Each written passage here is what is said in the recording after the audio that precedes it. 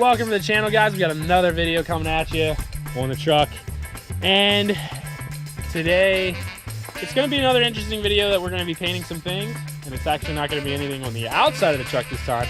It's going to be on the inside of the truck, and as you can see, the dirt shows a lot worse, and it's a lot more prominent on the blue than it is the silver, so it obviously shows dirt a lot more, and I don't know how I feel about it. I kind of like it, but at the same time, I don't know, I kind of don't like it.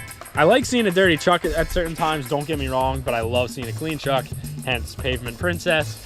But either way, driveway kind of makes this look shitty all the time like that. It's just the silver, you could never see it. Now it sticks out like a sore thumb, and it really doesn't look that bad. I kind of like it. Am I gonna take it through a huge mud puddle? No, probably not. But that's besides the point. So before we get into today's video, we're gonna go with a good buddy of mine, Zach. He has 2 RX-7s, that's right, 2.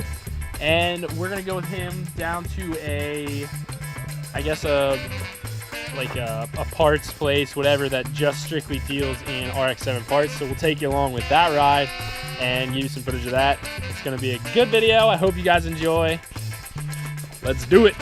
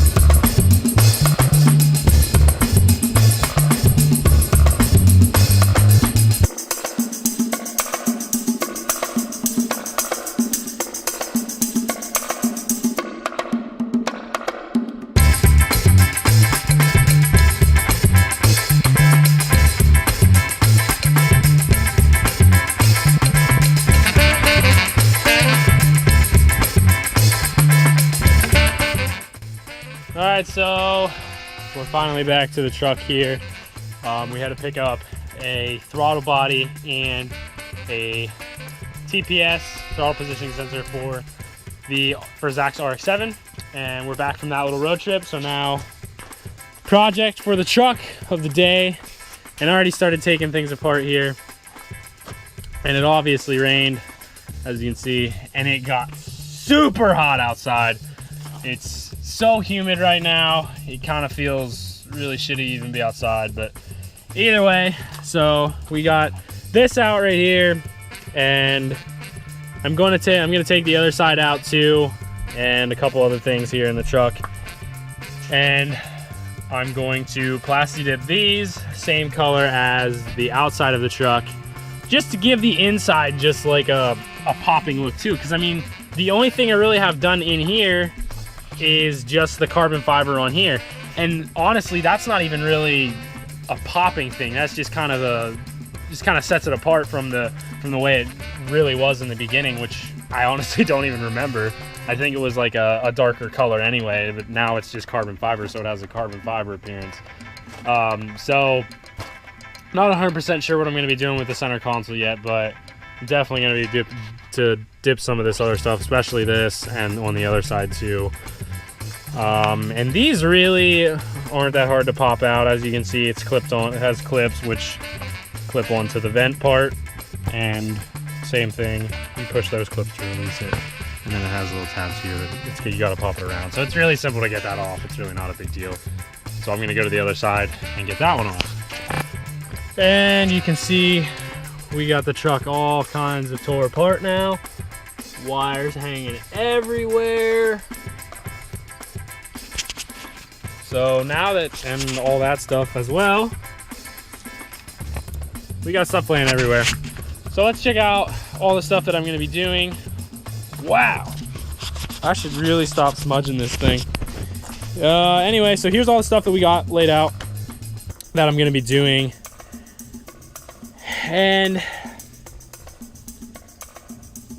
yeah, it's pretty much, I was thinking I was gonna do something different with these, but that was a stupid thought. So either way, this is all what we're gonna be doing right now. And this is the carbon fiber that I actually did. And I still, like I said, have no idea what it was before. I think it was just a black, to be honest, before. And there will be a video later on how to install or how to apply carbon fiber. So either way, different video, but this video at hand, this, if you're wondering what this is actually the piece that's like right up above your instrument cluster. You probably couldn't really tell that it was missing unless you looked really hard, because it doesn't really look any different other than not having a black piece, and now there's clips and holes and spots for screws. So there you can definitely see it. So that's what we're gonna be doing. We're gonna get these prepped, get them ready for dip, and start the dipping process.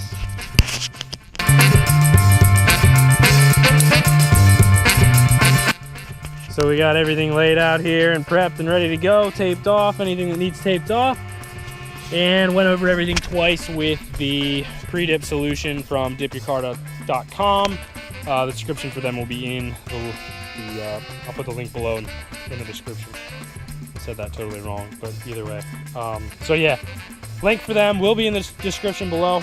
And so we went over everything 2 times, just to be sure that we got everything, because we don't want it to lift or bubble or anything like that. So got everything ready for that.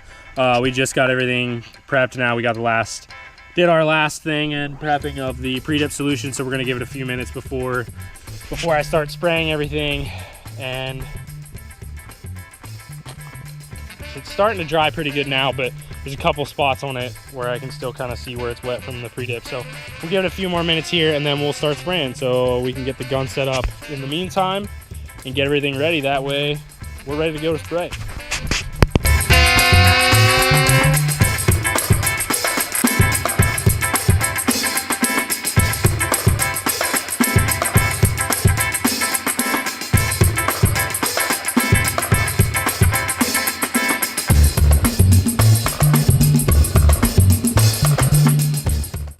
All right, well, we got the last coat on here, and I brought it in the garage because it's starting to get just a little dark outside, so I don't want the dew or anything that's gonna come down and ruin what I just did. So brought it in the garage here and gonna let it dry a little bit, dry for probably an hour or so before I start even touching it and trying to put it back in the truck. So we'll give that a little bit to dry, and then we will start installing everything back into the truck.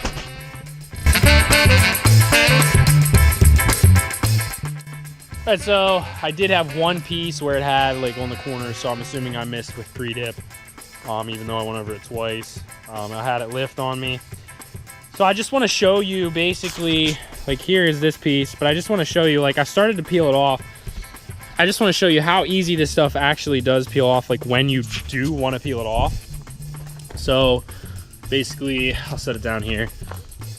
Basically, if you just work the whole thing, I'll move it up here on the workbench so I can use 2 hands. But really, all you have to do is just like start kind of working the edge, work the corner of it and everything, and it'll just start peeling back, which in my case, it was already started, so it was kind of simple. But basically, I already have this corner started here, and I'm just gonna continue to work that edge back, like even down to here. Just get your fingers under it, and there, it can peel it all the way up. Peel it back around that edge there, and up to there. And so far, it's still one continuous thing. I'm continuing to peel. Now I have about 6 coats on this right now. Obviously around the hole there it tore, which that's fine. I'm just gonna continue to work it back. And it tore around that hole too, which is fine. We'll get that later. But the more coats you put on, the easier it's gonna be later when you go to take it off. I mean, you can see right there, like and it peels off clean. I mean, there's not any residue or anything like that, like vinyl wrap I feel like would probably leave. And like I said, the more coats you put on, the better, because this is pretty thick right now. I mean, I can stretch it and pull it like that, and it doesn't tear for a little bit. There, we finally got one piece off and tore it. But you just get your fingers under there. I mean, you can really get under there and rip it off. It's really simple, and this is why I chose to do Plasti Dip, because of that reason. Right there, I just peeled all that off in a very short period of time. And other than those 3 holes right there and a little around the edge, obviously the back from overspray, which I'm not worried about that, but obviously, which, yeah, there's just a little bit of overspray right there and those holes. Other than that, the actual spot where I painted and put the 6 coats on peeled off clean, and that was the whole goal in mind. So once I seen that, I believe it was that corner right there in the back had lifted, and the paint really didn't bond right and connect with the plastic. So once I seen that, I was like, you know what, I'm just gonna peel it off and redo it. So I figured I'd show you guys how easy it really is to actually peel it off, and we'll get those holes and stuff cleaned up and redo it and go from there.